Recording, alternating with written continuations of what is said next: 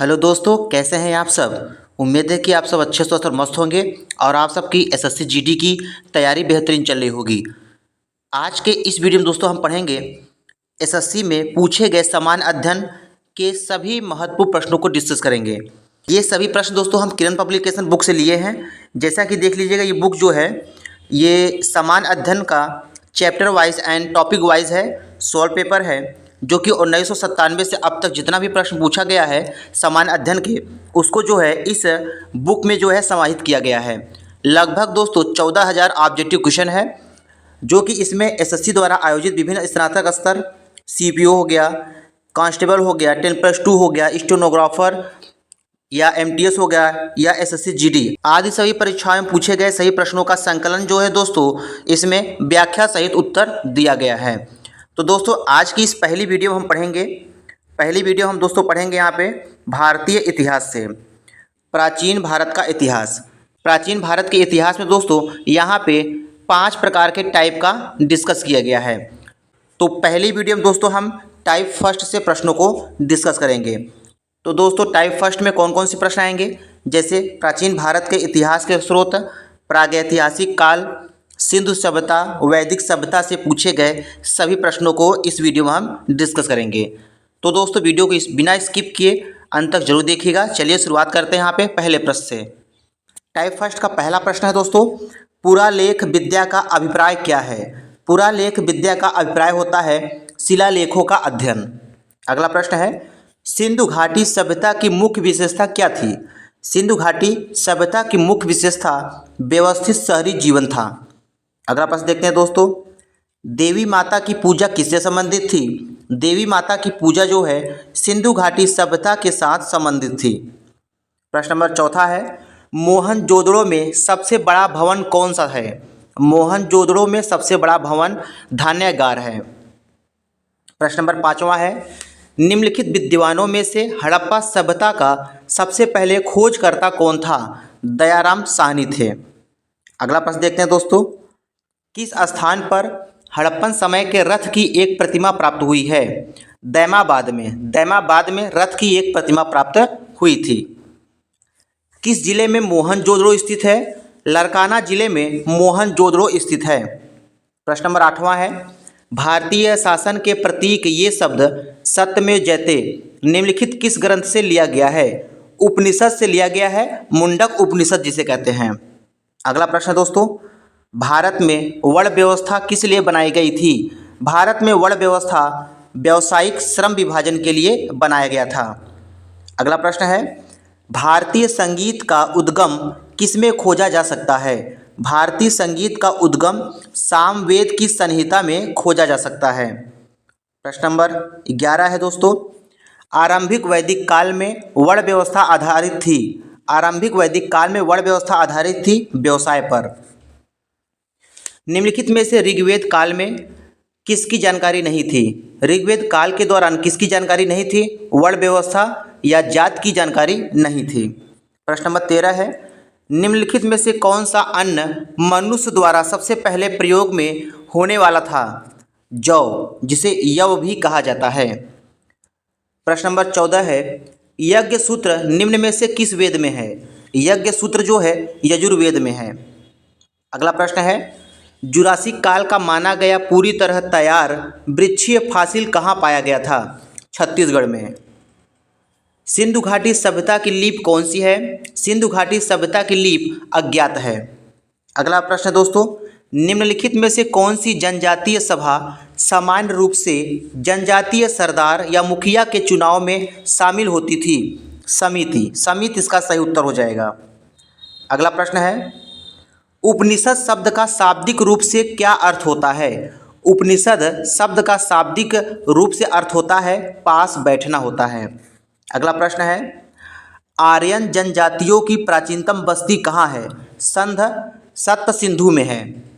अगला प्रश्न है दोस्तों, सिंधु अर्थव्यवस्था की ताकत क्या थी। सिंधु अर्थव्यवस्था की ताकत कृषि थी।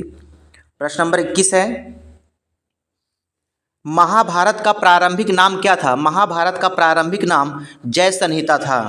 प्रश्न नंबर 22 है दोस्तों, सिंधु घाटी सभ्यता में कालीबंगा निम्नलिखित में से किसके लिए प्रसिद्ध है। कालीबंगा दोस्तों वो मिट्टी के पात्र के लिए प्रसिद्ध है। प्रश्न नंबर 23 है, जिस मनीषी पंडित ने दक्षिण भारत का आर्यीकरण किया था वो कौन थे? अगस्त्य थे। प्रश्न नंबर 24, प्राचीनतम भारतीय सभ्यता का नाम बताइए। प्राचीनतम भारतीय सभ्यता का नाम सिंधु घाटी सभ्यता है। अगला प्रश्न है दोस्तों, सिंधु घाटी का कौन सा एक स्थल पाकिस्तान में है? तो सिंधु घाटी का हड़प्पा स्थल जो है वो पाकिस्तान में है। अगला प्रश्न है, विषम शब्द ज्ञात कीजिए। तो इसमें दोस्तों विषम शब्द कौन सा होगा? सामवेद, यजुर्वेद, ऋग्वेद, ये सब तो वेद के प्रकार हैं, लेकिन विष्णु पुराण इसमें जो है विषम शब्द है। अगला प्रश्न है, सिंधु घाटी की सभ्यता के लोग किसकी पूजा करते थे? सिंधु घाटी की सभ्यता के लोग जो है पशुपति की पूजा करते थे। उपनिषद क्या है? उपनिषद जो है हिंदू दर्शन का एक स्रोत है। अगला प्रश्न दोस्तों, निम्नलिखित का मेल कीजिए। तो मोहनजोदड़ो किससे संबंधित है? ग्रेट बाथ से संबंधित है। हड़प्पा किससे संबंधित है दोस्तों? स्टैचू ऑफ पृष्ठ से संबंधित है। कालीबंगन हल के चिन्ह के लिए प्रसिद्ध है। लोथल जो है दोस्तों किसके लिए प्रसिद्ध है? पत्तन के लिए प्रसिद्ध है। अगला प्रश्न है, निम्नलिखित में से किस वेद में जादू, चमत्कार तथा मंत्र दिया गया है? अथर्ववेद में। अथर्ववेद में जादू, चमत्कार तथा मंत्र दिया गया है। कौन सा वेद धार्मिक अनुष्ठानों से संबंध रखता है? यजुर्वेद जो है वो धार्मिक अनुष्ठानों से संबंध रखता है। अगला प्रश्न है, सिंधु घाटी सभ्यता में धौलावीरा निम्नलिखित में से किसके लिए प्रसिद्ध है? धौलावीरा जो है दोस्तों वो जल संरक्षण के लिए प्रसिद्ध है। अगला प्रश्न है दोस्तों, गौतम बुद्ध ने महापरिनिर्वाण कहाँ लिया था? गौतम बुद्ध ने महापरिनिर्वाण कुशीनगर में लिया था। प्रश्न नंबर 34 है, ऋग्वेद में सबसे प्रमुख देवता कौन है? ऋग्वेद में सबसे प्रमुख देवता इंद्र हैं। वैदिक काल में 8 प्रकार के विवाह प्रचलित थे। वैदिक काल में 8 प्रकार के विवाह प्रचलित थे। इनमें से कौन प्रेम विवाह था? गंधर्व विवाह जो है एक प्रकार का प्रेम विवाह था। अगला प्रश्न है, मोहनजोदड़ो और हड़प्पा के अवशेष संकेत देते हैं कि ये शानदार और योजनागत अच्छी तरह से बनाई गई व्यापारिक नगरें थी। अगला प्रश्न है, निम्नलिखित में से कौन सा वेद वेद त्रयी का भाग नहीं है? अथर्ववेद जो है वेद त्रयी का भाग नहीं है। किस नदी के निकट ऋग्वेद सभ्यताएं सबसे अधिक स्थित थी? सरस्वती नदी के निकट ऋग्वेद सभ्यताएं सबसे अधिक स्थित थी। हड़प्पा स्थल मांडा किस नदी के किनारे स्थित था? हड़प्पा स्थल मांडा जो है वो चेनाब नदी के किनारे स्थित था। ऋग्वेद का कौन सा मंडल पूरी तरह से सोम को समर्पित है? 9वां मंडल। 9वां मंडल जो है सोम को पूरी तरह से समर्पित है। अगला प्रश्न है, निम्नलिखित में से किस हड़प्पा केंद्र के बारे में माना जाता है कि मेसोपोटामिया के साथ सीधा समुद्र व्यापार था? लोथल। अगला प्रश्न दोस्तों, निम्नलिखित में किस हड़प्पा कालीन स्थल से हल का टेराकोटा प्राप्त हुआ था? बनवाली स्थल से। हड़प्पा किस नदी के किनारे स्थित है? हड़प्पा जो है रावी नदी के किनारे स्थित है। कांसे की नर्तकी की मूर्ति निम्नलिखित में से किस सभ्यता में पाई गई है? सिंधु घाटी की सभ्यता में कांसे की नर्तकी की मूर्ति पाई गई है। अगला प्रश्न है, सतुघई सिंधु घाटी सभ्यता किस देश में स्थित है? अफगानिस्तान में स्थित है।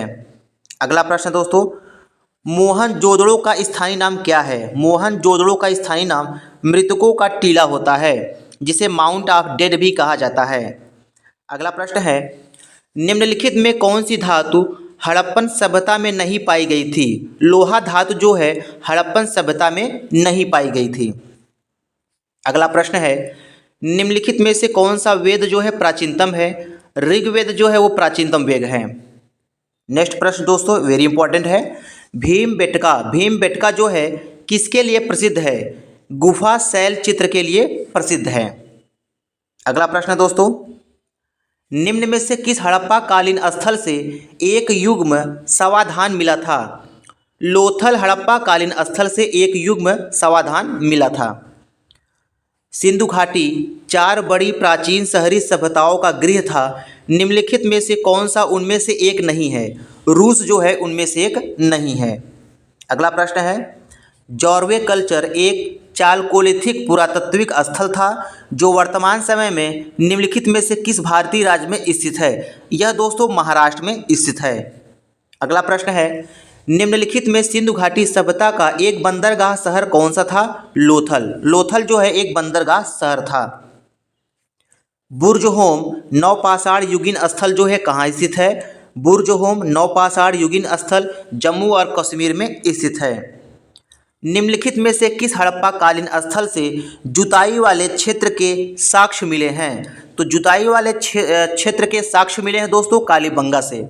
अगला प्रश्न है, दावजाली हैंडिंग नवपाषाण काल स्थल कहाँ स्थित है। असम में। दावजाली हैंडिंग जो है यह नवपाषाण स्थल है, यह असम में स्थित है।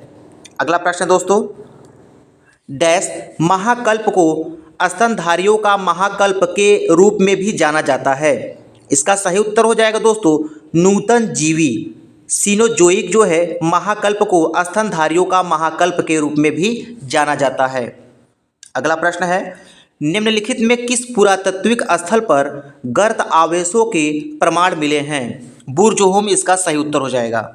अगला प्रश्न है, पाकिस्तान के किस प्रांत में प्राचीन सभ्यता का स्थल मोहनजोदड़ो स्थित है। सिंध प्रांत में प्राचीन सभ्यता का स्थल मोहनजोदड़ो स्थित है।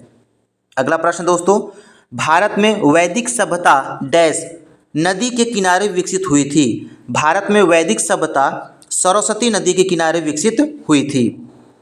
अगला प्रश्न है, वेदांगों के संदर्भ में निम्नलिखित शब्दों में से कौन सा शब्द अनुष्ठान को दर्शाता है। कल्प शब्द जो है कल्प शब्द अनुष्ठान को दर्शाता है। अगला प्रश्न है, निम्नलिखित में से किस नदी को वैदिक काल में परुशड़ी नदी के नाम से भी जाना जाता था। रावी नदी को। अगला प्रश्न दोस्तों, हड़प्पा सभ्यता की खोज सबसे पहले किस वर्ष में हुई थी। 1921 में हड़प्पा सभ्यता की खोज हुआ था। निम्न में से कौन सा स्थान राजस्थान राज्य में स्थित है। एक परिपक्व चरण हड़प्पा स्थल है। कालीबंगा जो है कालीबंगा ये कहाँ स्थित है दोस्तों राजस्थान राज्य में स्थित है। अगला प्रश्न है, ऋग्वेद को डैश पुस्तकों या मंडलों में विभाजित किया गया है। तो ऋग्वेद को 10 पुस्तक या 10 मंडलों में विभाजित किया गया है। अगला प्रश्न है, निम्नलिखित में से कौन सी विशेषता बौद्ध धर्म को जैन धर्म से अलग करती है। दूसरा वाला इसका सही उत्तर हो जाएगा दोस्तों आचरण और आत्मनिर्वाण का चरम स्वरूप। अगला प्रश्न है, सूरकोटडा पुरातात्विक स्थल किस राज्य में स्थित है। सूरकोटडा यह जो दोस्तों गुजरात राज्य में स्थित है।